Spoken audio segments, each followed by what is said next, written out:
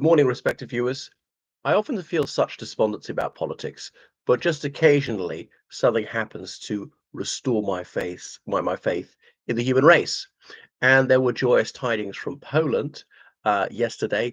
The presidential election was counted, and against all expectation, I hadn't seen this one coming. Karol Nawrocki won the election. Forgive me if I mispronounce his name. So got 51% of the vote, narrowly defeating Rafał Trzaskowski. I hope I pronounce it correct. He's got an RZ in the name, which I believe is pronounced like a J. Should I try it again? Trzaskowski. Anyway, so the exit poll showed Trzaskowski winning, but actually the exit poll is not absolutely accurate. They just asked people leaving the polling booths, how did you vote? Some refused to answer. People might lie. And then they have people at every single polling booth, from opening polls to closer polls, blah, blah, blah. So that was slightly off. Great. So winning by a thin margin. So it's very good news that Karol Nawrocki is winning. Karol being the equivalent of Charles as a boy's name, like Pope John Paul II was Karol Wojtyla. Okay, so I'm glad to see that he's won there. But what was I going to say? The president doesn't have enormous powers. He's mostly a figurehead office, just like in the Republic of Ireland. So Nawrocki's backers are the Law and Justice Party, or the PIS. I don't know what the P and the I is, but the S is like Spravlenia. I think it's similar to Russian. So his party used to control parliament, but defeated a year and a half ago the upcoming parliamentary elections in 2027. Donald Tusk, he's the prime minister, and he was a very senior figure in the European Union beforehand. So Nawrocki wants Poland to exercise its autonomy within the European Union. He doesn't advocate withdrawal. And there were all this stuff about, oh, we got the European Convention of Human Rights. That's wonderful. So therefore, there can be no abuse of human rights. And then the left are to say, oh, it's terrible what's happening in Poland. Well, you can't have it both ways. Even the European Convention of Human Rights guarantees human rights, or it doesn't. But because if it does, then there's nothing bad happening in Poland. Make up your mind. Nawrocki says that Poland should continue to arm and fund the Ukrainians. Remember, Poland hosts over 1 million Ukrainians, more so than any other European Union country. They neighbor Ukraine, and even well before the wars of Ukraine to begin there, because it's a richer country. The Ukrainian language is very similar to Poland. Obviously, Ukraine was part of Poland for some centuries, and actually, in the early 20th century, sometimes bad blood between the two. Even to the extent of civilians being massacred at either side. But anyway, I'm glad that there's no bad feeling now. So Andrzej Duda, president of Poland, he has to step down after serving 2 terms, if I've got that right. Now, Duda is a good guy. He defends children, saying, no, we are not going to have the mass murder of children in this country. Poland, which suffered genocide within the last 100 years, something like 20% of the Polish population being murdered by the Third Reich, they're not keen to have it done by another totalitarian ideology, and that is third wave feminism. So they're going to save their kids, and that is a good thing. And then they're the moral tutors of the European Union, only wishing the Republic of Ireland we were as good as them. And it proves the lie that the feminazis are saying all the time, that this is something to do with maternal health, when Poland has a lower incidence of maternal death than in most European countries. Malta, which also defends its children, has a lower incidence of maternal death. So it proves, as I said, it's an outright stinking lie that's used to justify the murder of little children. Goodness. I was thinking about what Jamila Jamil had to say the other day. She murdered a child because education isn't good enough. I mean, this is a non sequitur. All right, education is never going to be absolutely perfect, so let's murder every single kid.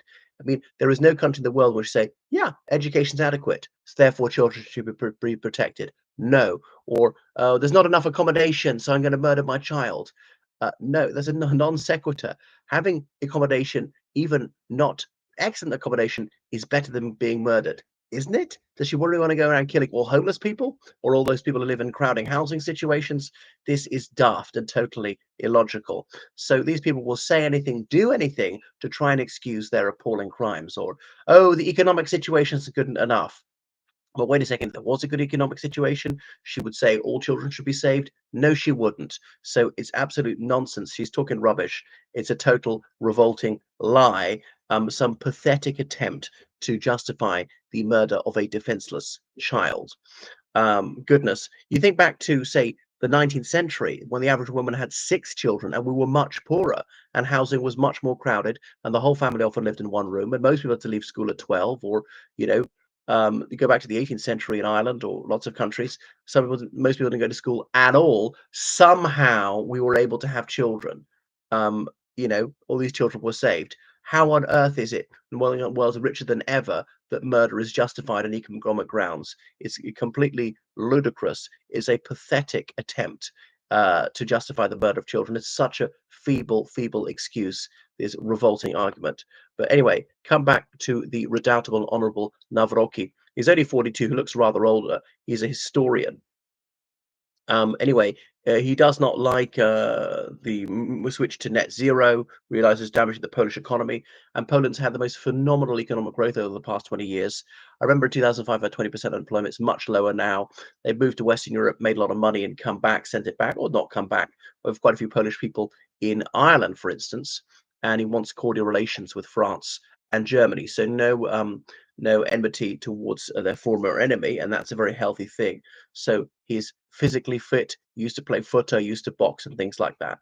Um, Anyway, so he met Donald Trump. I know Donald Trump is not my cup of cha, but that's it. He wants to prevent people declaring open season on children, whereas Donald Tusk wanted to do that. I'm very glad that he's won, and I just hope he can do more to save little children. So Poland's got like 40 million people. Its fertility rate is quite low. Nobody's obliged to have children, and nobody's obliged not to have children. You have children or not. But if you conceive a child, then this baby, he or she has the right to life because the mother and father have chosen to create this child. They may not have wanted to create this child, but they've done something which they knew could lead to the creation of a daughter or son. And obviously, that little girl or boy has the same right to life as everybody else, is a human being. Someone with human DNA is a human being. I remember abortionists trying a preposterous argument on me saying, oh, well, come on, it's like saying if your hair falls out, that's a human being dying. No, it's not, because that's one cell of millions, my hair. That doesn't do me any harm at all. When obviously a child starts out as a single cell, and that is the whole individual. So a person's a person, no matter how small, as Dr. Seuss said. Unfortunately, he wasn't on our side on this one. So these people have the right to life. Everybody starts out for that, and the most vulnerable, they need to be protected. And I'm glad that the incoming president of Poland sees that. Protect the human. Human rights start in the womb. Okay. Now, these arguments of bodily autonomy are preposterous because that's about destroying somebody else's body totally. Anyway, thanks for watching my channel.